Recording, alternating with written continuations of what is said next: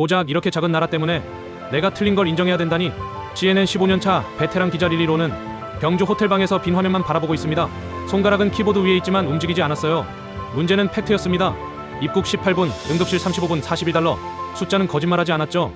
센서, 실시간 연동, 시민교육, 시스템은 완벽했어요. 하지만 이걸 인정하는 순간 15년간 쌓아온 날카로운 릴리로라는 정체성이 무너집니다. 동료들은 뭐라고 할까요? 편집장은 실망하지 않을까요? 한국에게 매수당했다는 소문이 돌지 않을까요? 자존심과 진실 사이, 편견과 팩트 사이, 기자로서의 신념과 인간으로서의 정직함 사이. 경주의 밤은 조용했지만 그녀의 머릿속은 전쟁터였습니다. 지금부터 한 기자가 자신의 확신을 버리기까지 48시간의 기록을 공개합니다. 이 놀라운 반전의 이야기가 궁금하시다면 인생다큐 구독과 좋아요 꼭 부탁드립니다. 여러분의 생각을 댓글로 남겨주세요. 안녕하세요. 저는 릴리로입니다. 미국 방송사 CNN의 아시아 특파원으로 15년째 일하고 있습니다. 32개국을 취재했고 대형 국제회의만 해도 손에 꼽을 수 없을 만큼 많이 다녔죠. 제 역할은 명확했어요.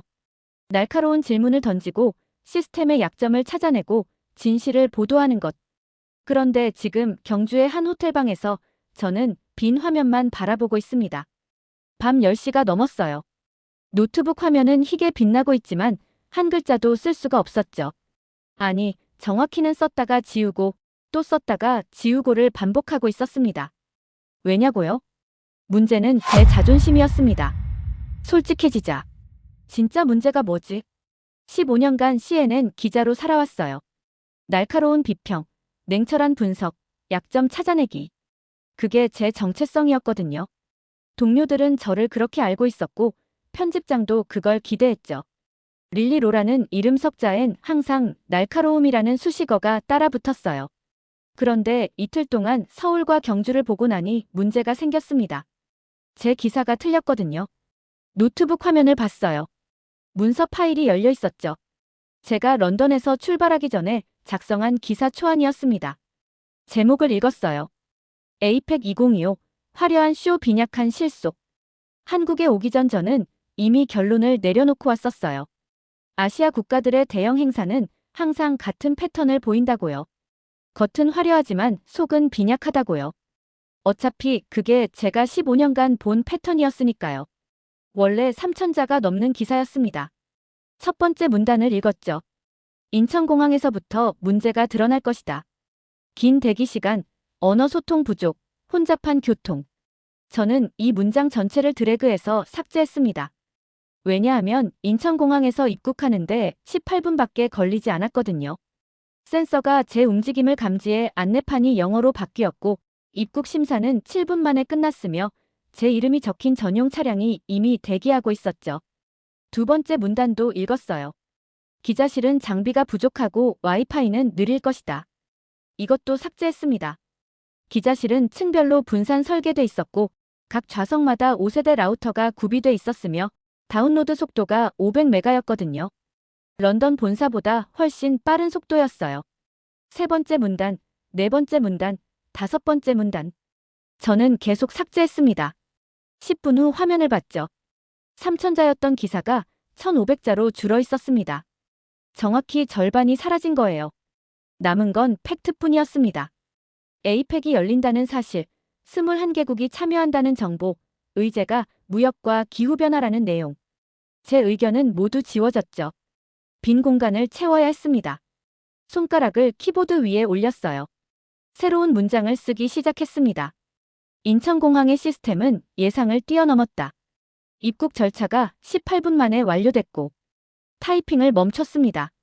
뭔가 이상했어요. 좋았다고 쓰면서도 여전히 거리를 두고 있었죠. 예상을 뛰어넘었다는 표현이 마치 제가 놀랐다는 걸 인정하기 싫어하는 것처럼 들렸거든요. 지우고 다시 썼습니다. 인천공항은 효율적이었다.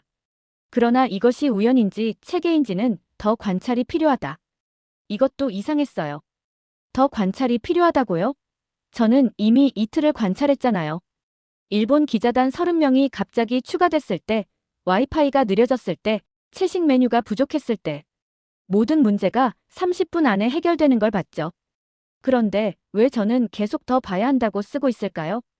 손을 키보드에서 뺐습니다. 침대 헤드에 등을 기대고 천장을 봤어요. 대답은 간단했습니다. 인정하기 싫었던 거예요. 핸드폰을 들어 이메일을 확인했습니다. 본사에서 온 메시지가 있었어요. 릴리, 기사 진행 상황 어때?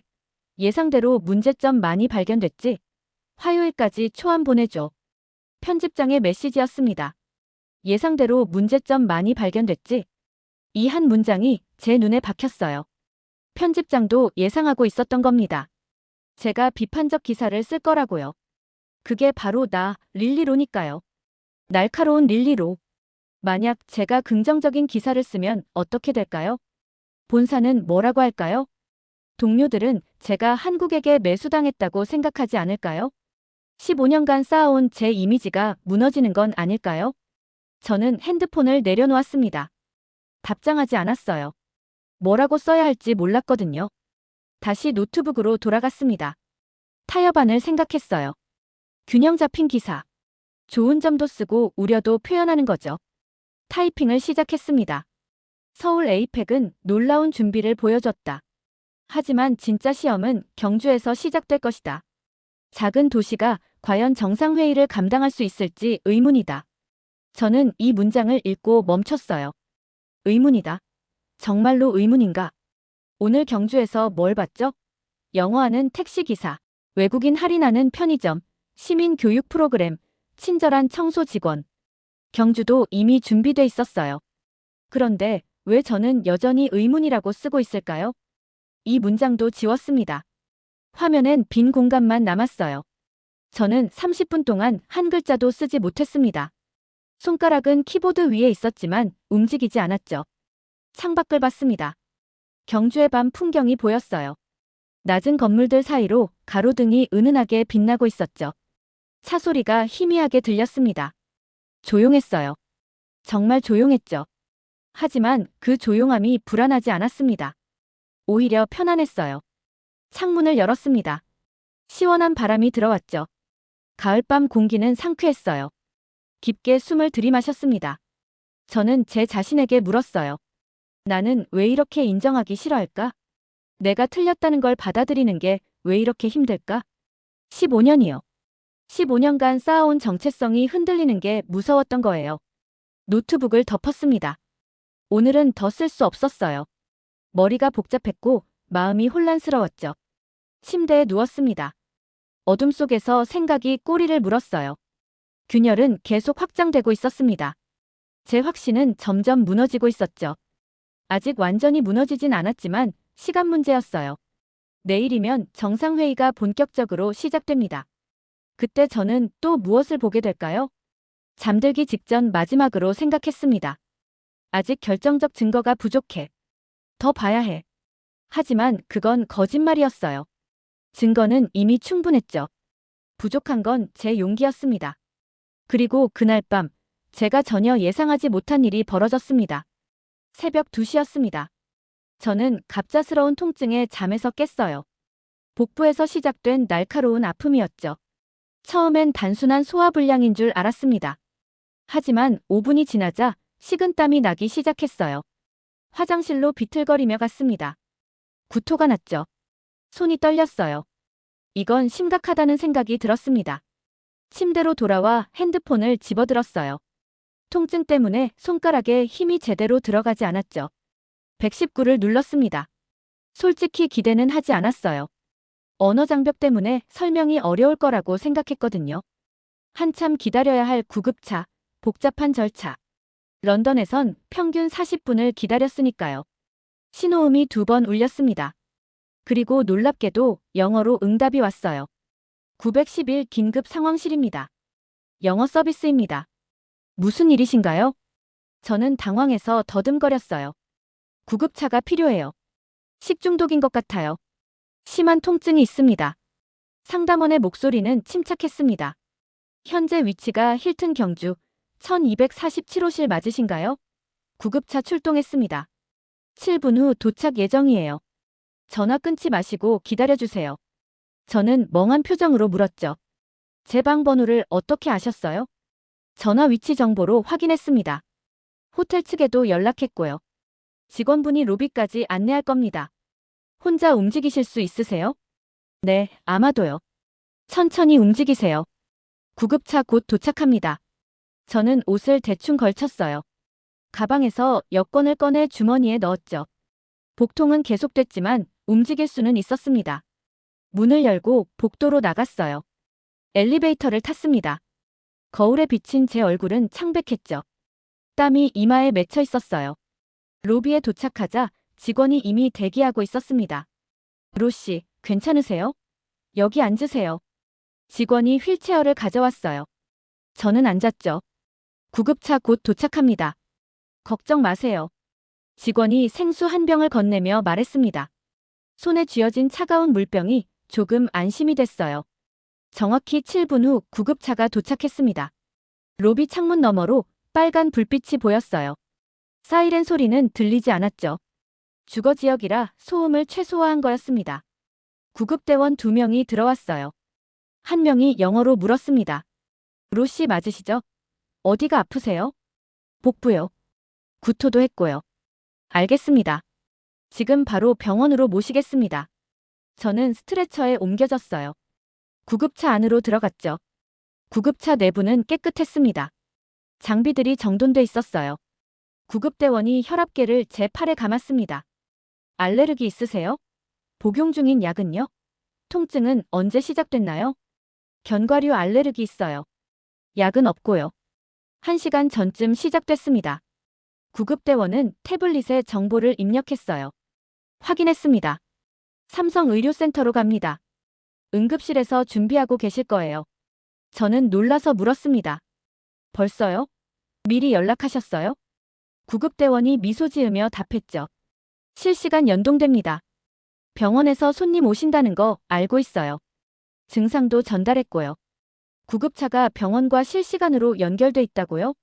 저는 천장을 보며 생각했어요. 이건 런던도 뉴욕도 못하는 건데요. 차가 출발했습니다. 경주의 새벽거리는 텅 비어 있었어요. 신호등 하나 걸리지 않았죠. 12분 만에 병원에 도착했습니다. 문이 열리자 의료진이 이미 대기하고 있었어요. 하얀 가운을 입은 간호사 2명과 의사 1명. 저는 스트레처에서 휠체어로 옮겨졌습니다. 대기실을 거치지 않고 바로 진료실로 들어갔어요. 간호사가 영어로 물었습니다. 브로씨, CNN 맞으시죠? 통증 척도로 1에서 10 중 어느 정도세요? 8 정도요. 어쩌면 9. 저는 약하게 대답하며 물었죠.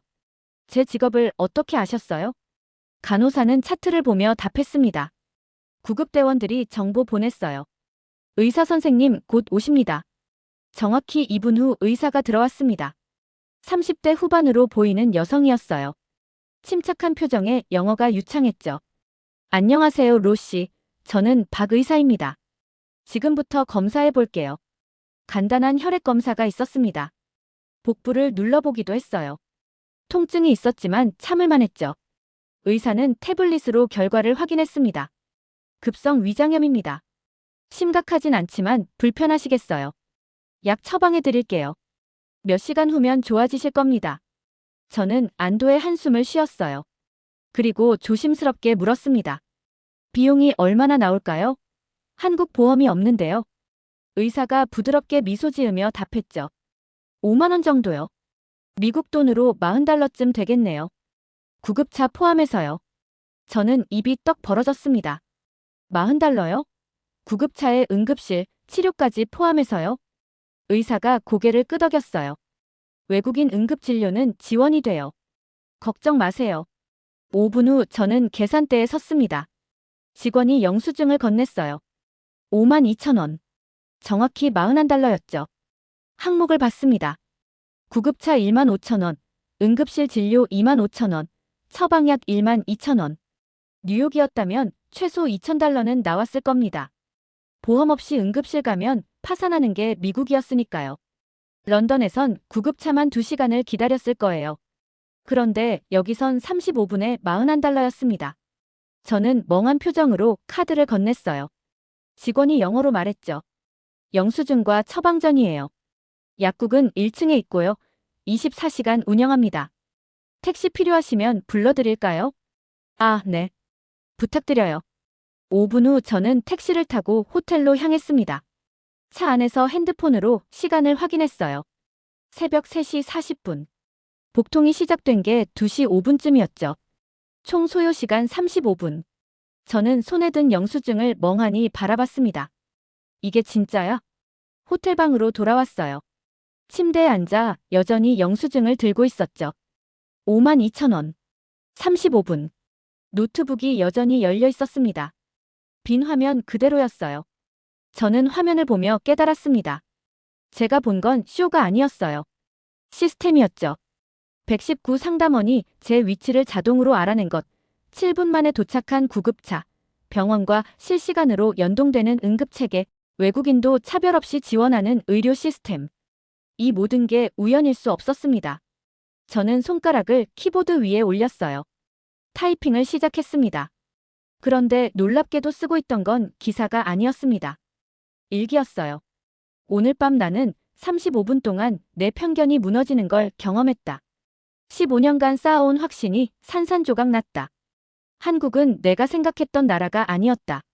저는 타이핑을 멈추고 창밖을 봤습니다. 동이 트고 있었어요. 경주의 새벽은 조용했지만 따뜻했습니다. 그리고 저는 마침내 인정했습니다. 나는 틀렸다고. 하지만 이 이야기는 어제가 아니라 48시간 전부터 시작됐던 거예요. 저는 그걸 몰랐을 뿐이었죠. 화면이 서서히 흐려지며 자막이 떠올랐습니다. 48시간 전. 인천국제공항. 이야기는 인천공항에서 시작됐습니다. 제 편견이 인천공항에서 시작됐죠. 35분간의 응급 경험이 제 15년 기자 인생을 흔들었어요. 하지만 진짜 충격은 그 이전부터 시작되고 있었습니다. 저는 그걸 몰랐을 뿐이에요. 이제 그 시작으로 돌아가 보겠습니다. 48시간 전으로 돌아갑니다. 런던발 서울행 직항편.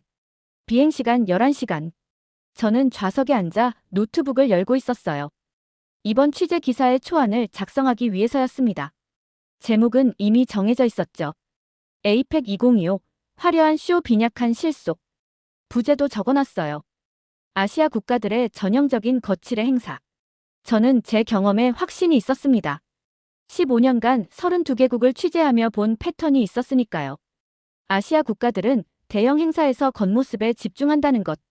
화려한 개막식, 번지르르한 홍보 영상, 그럴싸한 슬로건. 하지만 실제 운영은 엉망인 경우가 많았죠. 취재 전략도 세웠어요. 일부러 까다롭게 굴어서 시스템의 약점을 찾아내기로 했습니다. 언어 안내가 부족하면 지적하고, 대기 시간이 길면 기록하고, 직원이 당황하면 촬영하기로요. 비행기가 인천공항에 착륙했습니다. 저는 기내에서 마지막 메모를 적었어요. 작은 도시 경주에서 에이펙을 연다는 건 무모한 도전이다. 인프라 부족이 명백하다. 그리고 노트북을 닫았죠. 입국장으로 향했습니다. 첫 번째 시험을 시작할 시간이었어요. 저는 의도적으로 한국어로만 된 표지판만 보며 걸었습니다. 영어 안내를 무시하고 일부러 헤맸죠. 5분 정도 헤매면 외국인 배려 부족이라고 메모할 계획이었어요. 그런데 3초 만에 이상한 일이 벌어졌습니다. 제가 멈춰서서 두리번거리자 주변 디지털 화면이 갑자기 바뀌었어요. 한국어로 가득했던 화면이 영어로 전환되었습니다. 이쪽으로 입국 심사라는 화살표가 나타났죠. 당황스러웠어요. 천장을 올려다봤습니다. 작은 센서가 보였죠. 제 움직임을 감지한 건가요? 우연이겠지, 라고 생각하며 다시 걸었어요. 입국 심사대 앞에 섰습니다. 두 번째 시험이었죠. 긴 줄을 예상했어요. 중국 공항에선 40분, 일본 공항에선 30분을 기다렸던 경험이 있었습니다. 노트북을 꺼내 대기 시간을 기록할 준비를 했죠. 그런데 안내 직원이 다가와 자동 출입국 심사대도 이용 가능하다고 영어로 안내했어요. 외국인도 사용할 수 있다고요. 저는 고개를 저었습니다. 일반 심사대로 가겠다고 했어요. 시스템 전체를 테스트하고 싶었거든요. 줄에 섰습니다. 앞에 7명이 있었어요. 시계를 봤죠. 오후 2시 15분. 그런데 줄이 생각보다 빨리 움직였어요. 한 명당 평균 1분도 안 걸렸습니다. 심사관들이 여권을 스캔하고 얼굴을 확인하고 도장을 찍는 동작이 매끄러웠죠. 제 차례가 됐습니다. 시계를 다시 봤어요. 2시 22분. 7분밖에 안 걸린 거였습니다. 심사관이 제 여권을 받아 스캔했어요. 그리고 방문 목적을 물으며 에이펙 취재냐고 영어로 확인했죠. 제 이름까지 정확히 불렀습니다. 눈이 커졌어요. 제 직업을 어떻게 아는 거죠? 심사관은 사전 입국 정보에 언론인으로 등록되어 있다고 설명했습니다. 환영한다는 인사도 덧붙였어요. 여권에 도장이 찍혔습니다. 즐거운 취재 되라는 말과 함께요. 저는 멍한 표정으로 여권을 받아들었어요. 수화물 찾는 곳으로 향했습니다. 세 번째 시험이었죠. 보통 수화물은 20분 정도 기다려야 해요. 컨베이어 벨트 앞에 섰고 시계를 확인했습니다. 2시 25분. 그런데 3분 후에 제 캐리어가 나왔어요. 어이가 없어서 웃음이 나올 뻔했습니다. 이건 너무 빠른 거 아닌가요? 캐리어를 집어들려는데 위쪽 전광판에 글자가 떴어요. 브로시, CNN. 7번 차량이 4번 게이트에서 대기 중이라는 안내였습니다. 멈춰 섰어요. 제 이름이 전광판에 떠 있었습니다. 주변 사람들도 볼 수 있는 곳에요. 당황하며 4번 게이트로 향했죠. 게이트에 정말로 차량이 대기하고 있었어요. 검은색 세단이었고 운전기사와 여성 한 명이 서 있었습니다. 여성이 영어로 자기소개를 했어요. 통역사 김지연이라고 호텔까지 모시겠다고요. 저는 캐리어를 들고 차에 탔습니다. 아직도 뭔가 잘못됐다는 생각이 들었어요. 차 안은 깔끔했습니다. 뒷좌석엔 생수 2병과 태블릿이 놓여 있었어요. 통역사가 설명했죠. 호텔까지 50분 예상된다고, 교통 상황 실시간 반영 중이고 차 내 와이파이는 5세대라고요. 필요한 자료 있으면 이동 중 전송 가능하다고 했습니다. 저는 노트북을 열었어요. 메모를 확인했죠. 공항 시스템 부실이라고 적혀 있었습니다. 그 문장을 지우고 새로 썼어요. 예상과 다름.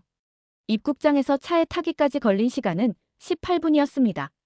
런던 히드로 공항에서 택시 잡는 데 걸리는 시간보다 빠른 거였어요. 차가 출발했습니다. 저는 창밖을 보며 생각했어요. 뭔가 잘못됐다. 아니, 제 예상이 잘못됐다. 하지만 아직 인정하긴 이르다. 더 봐야 한다. 통역사가 편찮은 데 있냐고 물었어요. 사전 정보에 견과류 알레르기가 있다고 나와 있다면서요. 깜짝 놀라 물었습니다. 그 정보를 어디서 아셨냐고요. 통역사가 태블릿을 보여주며 설명했어요. CNN 본사에서 보낸 프로필이라고요. 소음에 민감하다는 내용도 있어서 조용한 방으로 요청해뒀다고 했습니다. 본사와 한국 측이 연동되어 있다는 말인가요? 저는 노트북을 다시 열었어요. 메모에 추가했습니다. 시스템이 생각보다 정교하다. 하지만 아직 판단하긴 이르다. 고속도로에서 뭔가 발견할 수 있을 것이다. 차는 공항을 벗어나 고속도로에 진입했어요. 그리고 저는 곧 두 번째 충격을 받게 됩니다. 차가 일반 차로가 아닌 별도 레인으로 진입했거든요. 저는 통역사에게 물었어요. 이 차로는 무엇이냐고요? 에이펙 기간 중 언론과 외교 차량 전용 차로라는 설명이 돌아왔습니다. 일반 차량과 분리 운영 중이라고요. 반박을 시도했어요. 그럼 일반 시민들은 불편하겠다고요. 통역사가 태블릿을 보여주며 답했습니다. 대중교통 배차를 30% 증편했고 재택근무 권장으로 교통량은 오히려 15% 감소했다고요. 데이터까지 준비되어 있었습니다. 저는 더 까다로운 질문을 던지기 시작했어요. 내일 회의 일정 중 트럼프 전 대통령 도착 시간이 변경됐다는데 맞냐고요. 통역사가 태블릿을 몇 번 터치하더니 화면을 제게 보여줬어요. 실시간 일정표였습니다. 당초 오후 3시 예정이었는데 오전 11시로 앞당겨졌다고요. 변경 사항은 자동으로 업데이트된다고 했어요. QR코드 스캔하면 제 핸드폰으로도 받을 수 있다고요. QR코드를 스캔했습니다. 제 핸드폰에 일정표가 떴어요. 각 세션마다 시간과 장소, 심지어 예상 질의응답 시간까지 표시되어 있었죠. 속으로 중얼거렸어요. 이건 G7급 시스템이다. 차가 서울 시내로 진입했습니다. 혼잡과 어수선함을 예상했어요. 공사 현장, 행사 준비로 분주한 거리, 교통체증. 그런데 보이는 건 정반대였습니다. 거리는 평소보다 깨끗했어요. 환영 현수막이 곳곳에 걸려 있었는데 영어, 중국어, 일본어, 스페인어로 적혀 있었죠. 경찰과 자원봉사자들이 200m 간격으로 배치되어 있었고 모두 형광색 조끼를 입고 있었습니다. 통역사가 자연스럽게 물었어요. 식사 제한 있냐고요. 사전 정보엔 없던데 혹시 추가로 알려줄 게 있냐고요. 견과류 알레르기는 어떻게 아셨냐고 다시 물었습니다. CNN 본사에서 보낸 프로필에 있었다는 답이 돌아왔어요. 그래서 호텔 조식도 견과류 제외로 요청해뒀다고요. 본사와의 연동, 개인화된 서비스, 실시간 정보 공유. 저는 말을 잃었습니다. 이 정도 시스템은 5성급 호텔에서도 경험해 본 적이 없었어요. 차가 호텔에 도착했습니다. 체크인은 3분 만에 끝났어요. 직원이 영어로 설명했죠. 12층 1247호라고 창문이 안쪽을 향해 있어서 조용할 거라고요. 조식은 오전 6시부터 10시까지고 견과류 없는 메뉴는 별도 표시되어 있다고 했습니다. 방에 들어가 짐을 풀었어요. 창밖을 보니 서울 시내가 펼쳐져 있었습니다. 빌딩들 사이로 산이 보였고 저녁 노을이 지고 있었죠. 노트북을 열고 메모를 확인했습니다. 공항에서 호텔까지 53분. 그동안 제 취재 계획 중 4개 항목이 삭제되었어요. 문제는 아직 본격적인 취재도 시작하지 않았다는 거였습니다. 다음 날 아침 저는 일찍 일어났습니다. 오전 7시에 호텔을 나서 컨벤션 센터로 향했어요. 기자 등록을 하러 가는 길이었죠. 호텔 로비에서 셔틀을 기다렸습니다. 안내 직원이 영어로 확인했어요. 컨벤션 센터 가시는 거 맞죠? 저는 고개를 끄덕였습니다. 셔틀은 정시에 도착했어요. 차량 내부엔 다른 나라 기자들도 타고 있었습니다. 프랑스, 일본, 호주. 모두 각자 노트북이나 핸드폰을 보고 있었죠. 차가 출발했습니다. 저는 창밖을 보며 주변을 관찰했어요. 교통 안내 요원들이 셔틀 접근로를 분리해서 일반 차량 흐름과 섞이지 않도록 조치하고 있었습니다. 신호 하나 걸리지 않았어요. 20분 만에 컨벤션 센터에 도착했습니다. 건물은 제가 과거 취재했던 대형 도시의 회의장보다 작았어요. 하지만 아늑하고 효율적으로 설계된 공간이라는 인상을 받았죠. 정면 입구에는 APC 2025 코리아라는 문구와 함께 환영 현수막이 여러 언어로 걸려 있었습니다. 2층 등록 데스크로 향했어요. 이미 여러 나라 기자들이 줄을 서 있었습니다. 저는 시계를 봤죠. 긴 줄을 예상하고 30분 정도 잡아뒀거든요. 그런데 줄이 빠르게 움직였습니다. 각 기자가 QR코드를 스캔하면 3초 만에 기자증이 출력되었어요. 제 차례가 됐습니다. 직원이 확인했죠. 로씨 맞으시죠? 여기 스캔해주세요. 핸드폰으로 QR코드를 스캔했습니다. 즉시 프린터에서 기자증이 나왔어요. 제 이름과 소속, 심지어 얼굴 사진까지 인쇄되어 있었죠. 직원이 웰컴 키트를 건넸습니다. 다국어 일정표, 긴급 연락망, 지역지도, 그리고 핸드폰 보조 배터리까지 들어있었어요. 좌석은 어동 3열 7번이라고 CNN 로고 붙어있다고 안내했습니다. 기자실로 향했어요. 문을 열고 들어가자 규모가 예상보다 컸습니다. 층별로 분산 설계되어 있었죠. 방송사, 통신사, 인쇄 매체가 각각 다른 공간을 쓰고 있었어요. 제 좌석을 찾았습니다. 정말로 CNN 로고가 붙어 있었고 제 이름까지 새겨진 명패가 있었어요. 좌석마다 USB에서 C 포트, 220V 콘센트, 5세대 라우터가 구비되어 있었죠. 옆자리에 로이터 통신 기자가 앉아 있었습니다. 그가 말을 걸었어요. 여기 시스템 정말 대단하다면서요. 도쿄 G20보다 낫다고요. 저는 농담인 줄 알고 웃었어요. 그가 진지한 표정으로 말했죠. 진심이라고 어제 기사 송고 속도 재봤는데 런던 본사보다 빨랐다고요. 노트북을 열고 와이파이에 연결했습니다. 속도를 테스트했어요. 다운로드 500메가, 업로드 300메가. 이건 웬만한 방송국 스튜디오 수준이었습니다. 그때 긴급 공지가 떴어요. 트럼프 전 대통령 도착 시간이 2시간 앞당겨졌다는 내용이었습니다. 전체 일정이 재조정된다고요. 푸시 알림을 확인하라고 했어요. 핸드폰을 봤습니다. 정말로 푸시 알림이 와 있었어요. 변경된 일정표가 자동으로 업데이트되어 있었죠. 셔틀버스 배차 시간도 바뀌어 있었습니다. 주변 기자들이 웅성거렸어요. 보통 이런 일정 변경이 있으면 현장이 패닉 상태가 되거든요. 기자들이 항의하고 셔틀이 꼬이고 좌석 배정이 엉망이 되죠. 그런데 여기선 10분 만에 모든 게 정리되었습니다. 추가 보안 요원이 배치되었고 새 일정표가 각 좌석에 배포되었어요. 심지어 점심 식사 시간도 조정되어 있었죠. 저는 노트에 적었습니다. 시스템이 살아있다. 오전 11시 본회의가 시작되었어요. 저는 취재석에 앉아 정상들의 입장을 지켜봤습니다. 각국 국기가 나란히 걸려 있었고 동시통역 부스, 카메라 위치가 모두 완벽했죠. 회의 중 작은 사고가 있었어요. 한 수행원이 물을 쏟은 겁니다. 저는 주목했어요. 이럴 때 현장이 어떻게 대응하는지가 시스템의 진짜 실력이거든요. 10초 후 청소 요원이 조용히 나타나 처리했습니다. 회의는 중단되지 않았어요. 아무도 눈치채지 못할 정도로 매끄러웠죠. 저는 생각했습니다. 사소한 것까지 매뉴얼이 있구나. 점심시간이 되었습니다. 기자들을 위한 뷔페가 준비되어 있었어요. 한식, 양식, 중식, 일식이 구분되어 있었고 채식과 할랄 메뉴가 별도로 표시되어 있었죠. 저는 식판을 들었습니다. 식판에 QR코드가 붙어 있더군요. 스캔해봤어요. 화면에 글자가 떴습니다. 이 식사는 견과류 없는 구역에서 조리되었다는 안내였어요.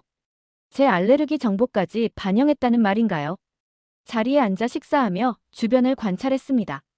모든 게 조용했지만 완벽하게 작동하고 있었어요. 소음은 없었지만 긴장감도 없었죠. 마치 도시 전체가 하나의 유기체처럼 움직이고 있었습니다. 오후 세션이 시작되기 전 잠시 복도로 나갔어요. 창밖으로 서울 시내가 보였습니다. 빌딩들, 도로들, 사람들. 모든 게 평소처럼 움직이고 있었죠. 하지만 그 평범함 속에 숨겨진 시스템이 있었습니다. APC라는 대형 행사가 열리고 있는데도 도시는 흔들리지 않았어요. 교통은 막히지 않았고 시민들은 일상을 유지했으며 외국인 기자들은 아무 불편 없이 취재했죠. 이게 어떻게 가능한 걸까요? 저는 노트북을 열었습니다. 오늘 본 것들을 정리했어요. 3초 기자증 발급, 실시간 일정 업데이트, 10분 만에 해결된 위기, 개인 맞춤 식사. 그리고 한 문장을 추가했습니다. 이건 준비가 아니라 예측이다. 저는 처음 쓴 기사 제목을 다시 봤어요. APC 2025 화려한 쇼 빈약한 실속. 이 제목은 이미 틀렸습니다. 하지만 새로운 제목을 쓸 준비는 아직 안 되어 있었어요. 내일 경주로 가면 더 많은 걸 볼 수 있을 겁니다. 어쩌면 거기서 진짜 약점을 발견할지도 모르죠. 그렇게 믿고 싶었습니다. 하루가 끝났어요.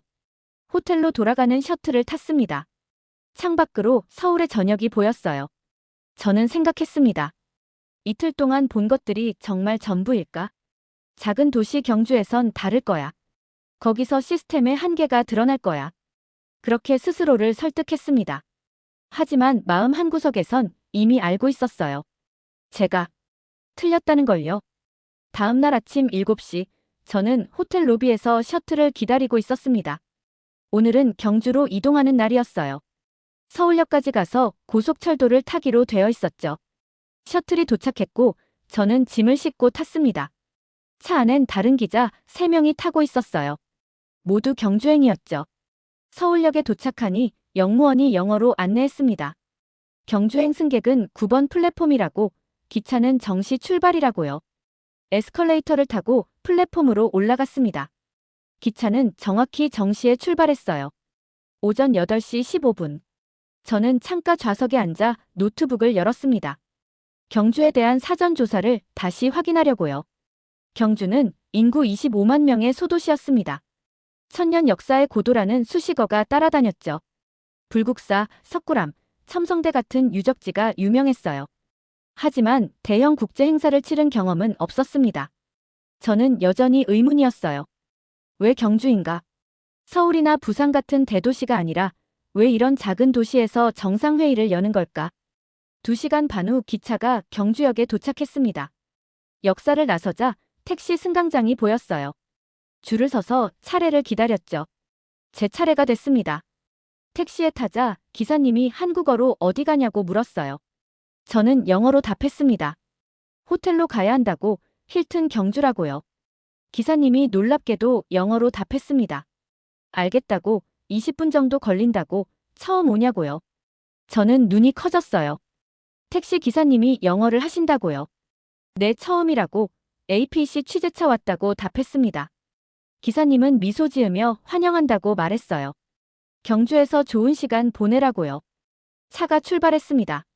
저는 창밖을 보며 경주의 첫인상을 관찰했어요. 서울보다 훨씬 조용했습니다.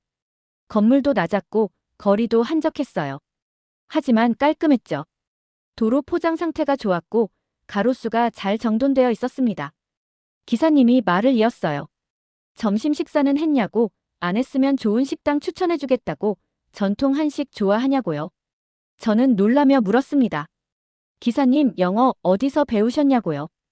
APC 준비하면서 시에서 무료 강좌 열었다는 답이 돌아왔어요.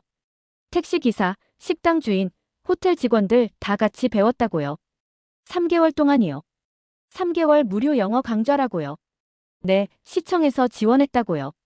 외국 손님들 맞이하려면 필요하다고 해서요. 어려웠지만 재미있었다고 기사님은 말했습니다. 발음 이상하다면서요. 저는 고개를 저었어요. 아니라고, 충분히 잘한다고요. 기사님이 미소 지었죠. 고맙다고, 경주 시민들 다 열심히 준비했다고, 우리 도시 자랑스럽게 보여주고 싶어서라고요. 호텔에 도착했습니다. 기사님이 짐을 내려주며 좋은 하루 되라고 말했어요. 경주 마음에 들 거라고요. 저는 팁을 주려 했지만 기사님이 손을 저었습니다. 괜찮다고, 손님 환영하는 마음이라고요. 체크인을 마치고 방에 짐을 풀었습니다. 시계를 보니 오후 1시였어요. 점심을 먹지 않아서 배가 고팠죠. 밖으로 나가기로 했습니다. 호텔 근처를 걸으며 주변을 둘러봤어요. 작은 상점들, 식당들, 카페들이 보였죠. 한 편의점이 눈에 들어왔습니다. 간단히 뭔가 사 먹으려고 들어갔어요. 편의점 안은 깔끔했습니다. 진열도 잘 되어 있었고요. 계산대에 20대로 보이는 여성이 서 있었어요. 샌드위치와 음료를 집어들고 계산대로 갔습니다. 직원이 한국어로 인사했죠. 어서 오세요. 그리고 제 얼굴을 보더니 영어로 바꿨어요. 안녕하세요. APC 기간 외국인 고객님께 10% 할인 적용된다고요. 저는 놀라서 물었습니다. 어떻게 제가 외국인인 줄 아냐고요. 얼굴 보면 안다고, 여권이나 신분증 보여주면 할인해준다고 답했어요. 여권을 보여줬습니다. 직원이 스캔하고 계산했어요. 7,000원이라고, 할인 전엔 8,000원이었다고요. 카드를 건네며 물었죠. 학생이냐고요. 네, 대학생이라고, 방학이라 알바 중이라고 답했습니다. 영어 잘한다고 말했어요. 고등학교 때부터 배웠다고, 그리고 APC 준비로 시에서 추가 교육도 받았다고요. 외국 손님들한테 친절하게 응대하는 법 배웠다고 했습니다. 또 시 교육이었습니다. 네, 편의점, 식당, 카페 직원들 다 같이 받았다고요. 무료였다고요. 편의점을 나왔습니다. 샌드위치를 들고 근처 벤치에 앉아 먹으며 생각했어요. 택시기사, 편의점 알바. 모두 영어를 하고 모두 친절했죠. 이게 개인의 노력인가, 아니면 도시 전체의 시스템인가. 오후 5시쯤 호텔로 돌아왔습니다. 복도에서 청소 직원과 마주쳤어요. 중년 여성이었죠. 직원이 영어로 인사했습니다. 안녕하세요. 방 청소 필요하냐고요. 괜찮다고 답했어요. 아니요, 괜찮다고요. 직원이 미소 지으며 알겠다고, 필요하면 전화 달라고 말했죠. 잠깐만요. 저는 직원을 불러 세웠어요. 실례지만 여쭤봐도 되냐고, 영어 어디서 배우셨냐고요. 직원이 부끄러워하며 답했습니다. 시청에서 교육받았다고, 3개월 동안 주 2회라고요. 자기 같은 나이 사람들도 많이 참여했다고, 어렵긴 했지만요. 왜 참여하셨냐고 물었습니다. 직원이 진지하게 답했어요. 우리 도시가 세계에 나가잖냐고, APC 여기서 열리니까라고요. 제가 할 수 있는 게 뭘까 생각했다고, 그래서 영어 배우기로 했다고요. 외국 손님들한테 부끄럽지 않게요. 저는 가슴이 뭉클했습니다. 이건 시설의 문제가 아니었어요. 시민의식의 문제였죠. 방으로 들어가 노트북을 열었습니다. 오늘 하루를 정리했어요. 택시기사, 편의점 알바, 청소 직원. 모두 비슷한 이야기를 했죠. 시에서 교육받았다고, 도시를 위해 준비했다고요. 저는 새로운 문장을 적었습니다. 이들은 시설에 투자한 게 아니라 사람에 투자했다. 창밖을 봤습니다. 경주의 저녁 풍경이 펼쳐져 있었어요. 조용했지만 따뜻했죠. 이 작은 도시가 어떻게 APC를 준비했는지 이제 조금 알 것 같았습니다. 시민 한 명 한 명이 준비했던 거예요. 화려한 건물이나 최신 장비가 아니라 사람들의 마음과 노력으로요. 저는 노트북을 덮고 잠시 멍하니 앉아 있었습니다. 15년 기자 생활 중 이런 도시는 처음 봤어요. 시민 전체가 행사의 주인공인 곳. 아니, 시민 자체가 인프라인 곳. 핸드폰이 울렸습니다. 내일 일정 안내였어요. 오전 9시 정상회의 취재, 오후 2시 문화유산 투어. 저는 메시지를 읽고 미소 지었죠. 내일은 또 어떤 놀라움이 기다리고 있을까요? 다음 날 아침 일찍 눈을 떴습니다. 오늘은 APC 정상회의 본 행사가 열리는 날이었어요. 경주 화백 컨벤션 센터에서 21개국 정상들이 모이는 날이었죠. 오전 8시에 호텔 로비로 내려갔습니다. 이미 각국 기자들이 모여 있었어요. 셔틀버스가 대기하고 있었죠. 버스에 탔습니다. 차량은 정확히 8시 15분에 출발했어요. 경주 시내를 지나 외곽으로 향했습니다. 창밖을 보니 도로가 깨끗하게 정리되어 있었어요. 일반 차량은 보이지 않았죠. 전용 차로가 확보되어 있었습니다. 신호 하나 걸리지 않고 컨벤션 센터에 도착했어요. 건물은 예상보다 작았습니다. 하지만 정돈되어 있었죠. 입구에 보안 검색대가 설치되어 있었고 안내 요원들이 배치되어 있었습니다. 기자증을 보여주고 안으로 들어갔어요. 내부는 층별로 구획이 나뉘어 있었습니다. 1층은 본회의장, 2층은 언론실, 3층은 VIP 라운지였죠. 언론실로 올라갔습니다.